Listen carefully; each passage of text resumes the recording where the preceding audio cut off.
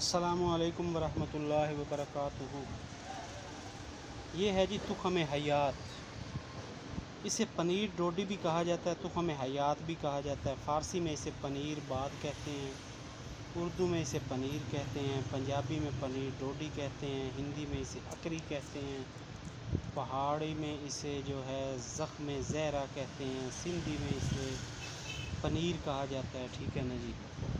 اور یہ جو ہے نا اس کی حالت ہے تخم حیات، جھاڑی کے بیج ہوتے ہیں جو اسکند کی قسم ہے، ٹھیک ہے نا جی۔ اور یہ اسکن مطلب ہیلوں کی طرح گول گول، لیکن ان سے ذرا بڑے ہوتے ہیں، اور ان پر رس بھری کی طرح سفید غلاف ہوتا ہے۔ غلاف کے اندر باریک باریک لیس دار بیج ایک دوسرے سے چپکے ہوتے ہیں۔ ذائقہ قدرے تلخ ہوتا ہے، ترشی مائل ہوتا ہے، بو میں بس بند ہوتے ہیں۔ اور اس کا جو مزاج ہے وہ ہے جی گرم خشک درجہ دوم۔ پیدائش اس کی ہے پاکستان میں، یہ پائے جاتے ہیں، کوہاٹ میں بھی یہ پائے جاتے ہیں، ڈیرہ غازی خان میں، پشاور میں، اور سندھ میں، بلوچستان میں بھی ہوتے ہیں۔ استعمال اس کو کیا جاتا ہے، ری کے مریضوں کو بھی دی جاتا ہے، مقوی معدہ بھی ہے، مغلظ منی بھی ہے۔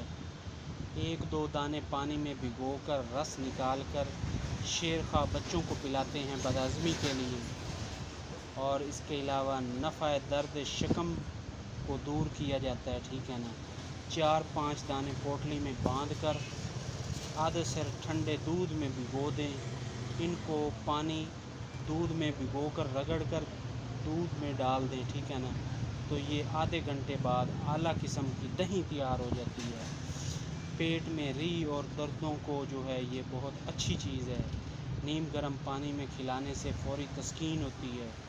پنیر ڈوڈی جو ہے یہ جمع ہوا دہی، کھنڈ، چینی ملا کر کھانا جریان اطلام، سیلان رحم اور اکثر مریضوں کو نافع ثابت ہوتا ہے، ٹھیک ہے نا جی۔ اور اس کے علاوہ جو ہے یہ بعض اوقات جو ہے زیادہ تر اکثر جو ہے پانی میں دودھ میں بھگو کر، اور اس کا جو ہے بڑا یہ جو اندر رال ہوتی ہے وہ پیتے ہیں، ٹھیک ہے نا جی۔ اور یہ زیادہ یہ گرمی کو بھی دور کرتا ہے، خون کی خرابی کو دور کرتا ہے، ٹھیک ہے نا جی۔ اور یہ اٹھرا کے مریضوں کے لیے بھی زیادہ تر دیتے ہیں۔ اور یہ جو ہے نا زیادہ تر الرجی، پھوڑے پھنسیاں، اس کے لیے بھی یہ بہت اعلیٰ چیز ہے۔ اس کو پنیر بھی کہا جاتا ہے، تخم حیات بھی کہا جاتا ہے۔ یہ ہے جی تخم حیات، پنیر ڈوڈی۔